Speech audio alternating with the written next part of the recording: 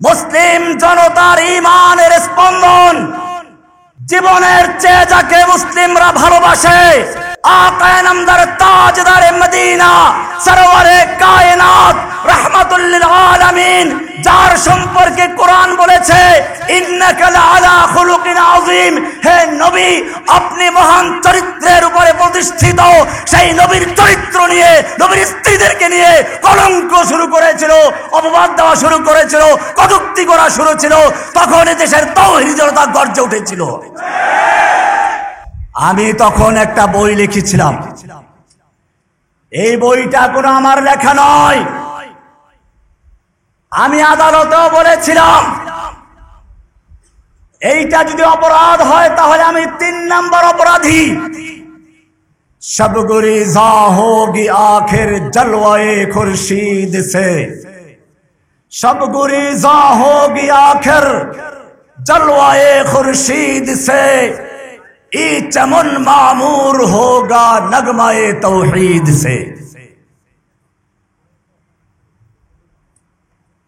कत्ल करना है तो कर ले आशिके दिलदार को, हम शिकायत जा करेंगे कातिबे तकदीर को।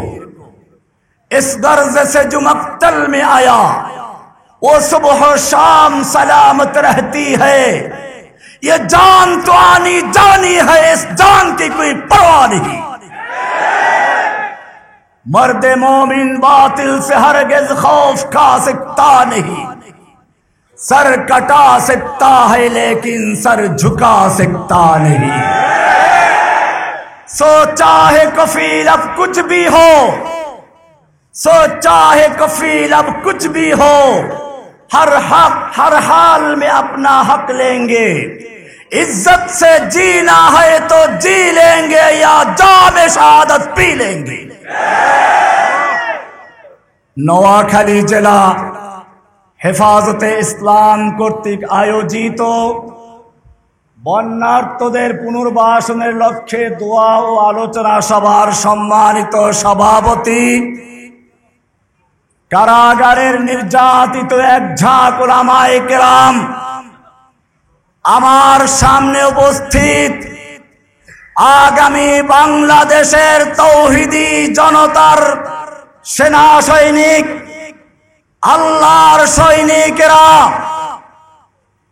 আমরা এই মুহূর্তে সমাবেশ করছি এমন একটি সময়ে যখন ফিলিস্তিনের মুসলমানদেরকে পাখির মতো গুলি করে হত্যা করা হচ্ছে, তাদের বাড়ি ঘর গুলোকে বুলডোজার দিয়ে গুড়িয়ে দেওয়া হচ্ছে, আকাশের থেকে বিমান হামলা চালিয়ে সম্পূর্ণভাবে এক একটা এলাকা ধ্বংস করে দেওয়া হচ্ছে, কাশ্মীরি মুসলমানদেরকে পাখির মতো গুলি করে হত্যা করা হচ্ছে, উইগর মুসলিমদেরকে দীর্ঘদিন পর্যন্ত উন্মুক্ত কারাগারে বন্দী রাখা হয়েছে, আরাকানের মুসলমানদেরকে নির্মমভাবে হত্যা করা হচ্ছে। শুধু তাই না, বাংলাদেশে যারা কোরআন এবং সুন্নাহর কথা বলেছিল, আল্লাহ এবং আল্লাহর নবীর অবমাননার বিরুদ্ধে যারা প্রতিবাদ করেছিল, চরম নির্যাতন করে তাদেরকে কারাবন্দী করা হয়েছে। এখনো হাজার হাজার আলেম, মাদ্রাসার ছাত্র, স্কুল কলেজের ছাত্র কারাবন্দী অবস্থায় রয়েছে। আজকে চতুর্দিক থেকে ফরিয়াদ আসছে, আল্লাহর ভাষায় পরিণত হচ্ছে ওয়ামা লাকুম লা তুকাতিলুনা ফি সাবিলিল্লাহ। হে মুসলিম যুবকেরা, তোমাদের কি হলো? লা তুকাতিলুনা ফি সাবিলিল্লাহ, তোমরা আল্লাহর রাস্তায় লড়াই করছো না, যুদ্ধ করছো না। কাদের জন্য?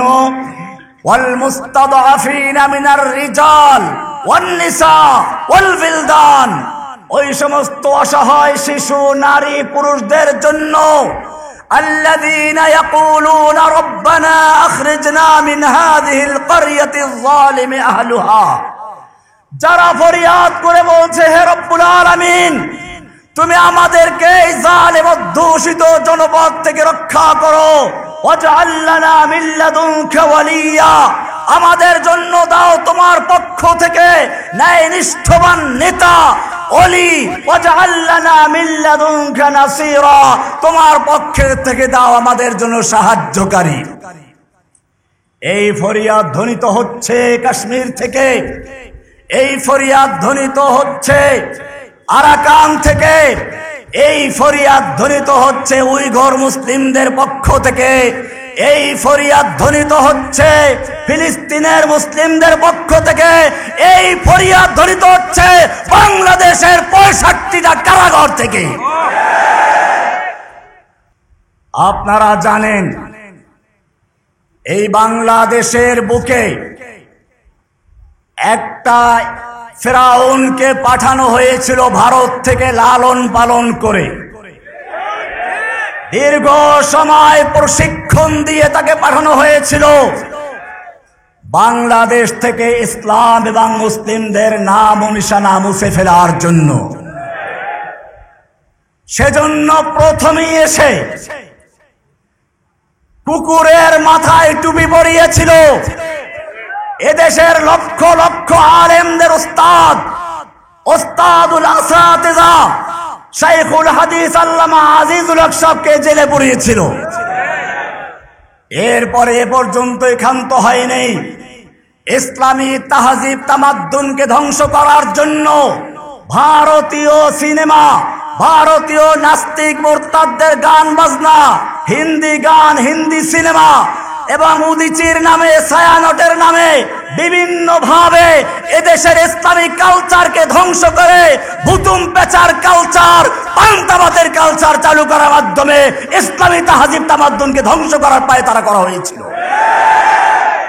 এভাবে আস্তে আস্তে আগাতে আগাতে এক পর্যায়ে সরাসরি আক্রমণ করলো মুসলিম জনতার তাওহীদের ভিত্তি, মুসলিম জনতার ঈমানের স্পন্দন, জীবনের চেয়ে যাকে মুসলিমরা ভালোবাসে, আকায়ে নামদার তাজদারে মদিনা সরওয়ারে কায়নাত রাহমাতুল লিল আলামিন, যার সম্পর্কে কোরআন বলেছে ইন্নাকা লাআলা খুলুকিন আযীম, হে নবী আপনি মহান চরিত্রের উপরে প্রতিষ্ঠিত।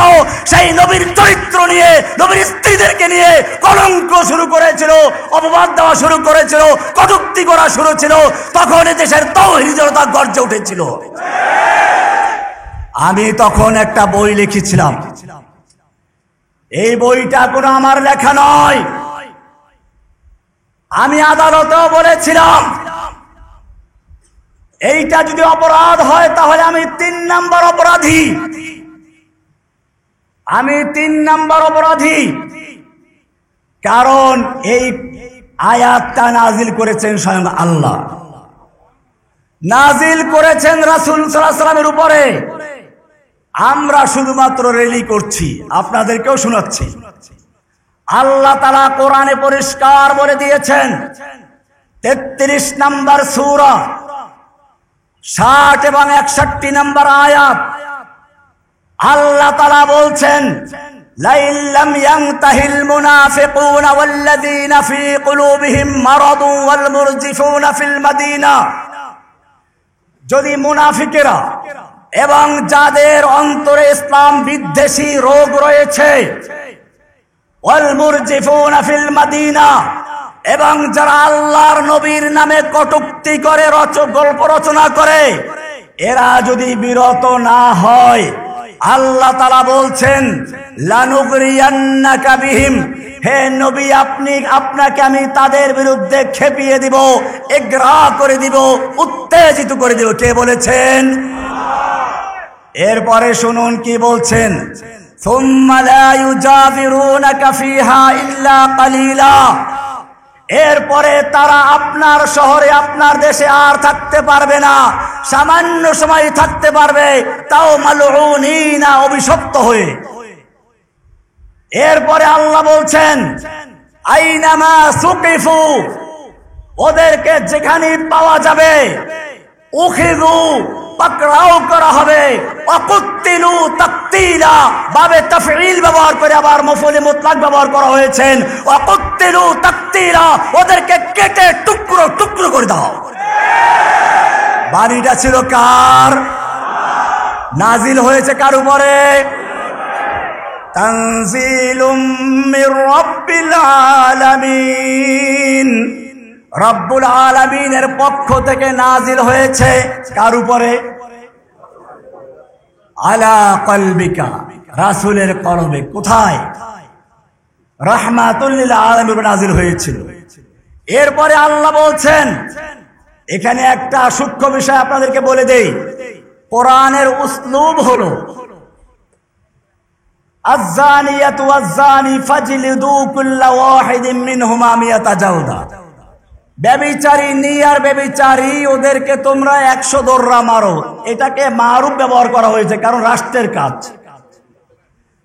এমনি ভাবে ওয়াস-সারিকু ওয়াস-সারিকু ওয়াস-সারিকাতু ফাকতাউ আইদিয়াহুমা, চোর চাই পুরুষ হোক নারী হোক, ওদের হাত কেটে দাও। তোমরা কেটে দাও। মারুফ না মাজহুল? মারুফ, কারণ রাষ্ট্রের কাজ। সেই হিসাবে এখানে মারুফ হওয়া দরকার ছিল। অনেকে আমাদেরকে বলে, আপনারা কেন বিচার হাতে নিলেন? রাষ্ট্রের কাজ ছিল। আমিও বলতে চাই, আমরা রাষ্ট্রকে বলেছিলাম, তোমার বাবার নামে যদি কেউ কটূক্তি করে তার জন্য সাজা ঘোষণা করেছে। প্রথমবার করলে 14 বছর, দ্বিতীয়বার করলে যাবজ্জীবন। তোমার বাবার জন্য তুমি আইন করতেই পারো, আমাদের কোনো আপত্তি নেই।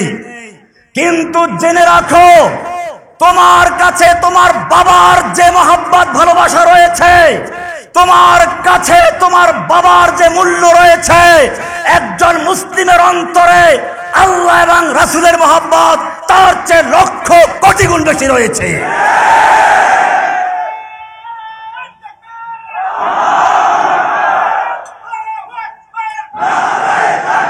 তোমার বাবার জন্য যদি আইন হতে পারে, আর আমার নবীকে কটূক্তি করলে তাদেরকে আদর করে বিদেশ পাঠিয়ে দাও, এই যদি তোমাদের চরিত্র হয়, তাহলে জেনে রাখো, বাংলার তাওহীদি জনতা ওদেরকে চিরস্থায়ী বিষাদে কবরে পাঠিয়ে দিবে।